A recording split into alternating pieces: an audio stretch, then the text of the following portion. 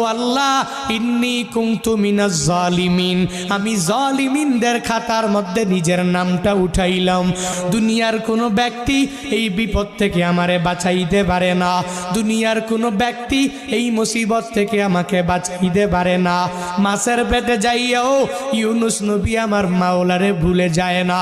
ইউনুস নবী যখন আল্লাহকে জানাইয়া দেয়, আল্লাহ লা ইলাহা ইল্লা আনতা, ও দয়ার মালিক তুমি ছাড়া কোনো ইলা নাই, তুমি ছাড়া কোনো মাবুদ নাই, তুমি ছাড়া কোনো মাসুক নাই, তুমি ছাড়া ইবাদত পাওয়ার যোগ্য দুনিয়াতে কেউ নাই।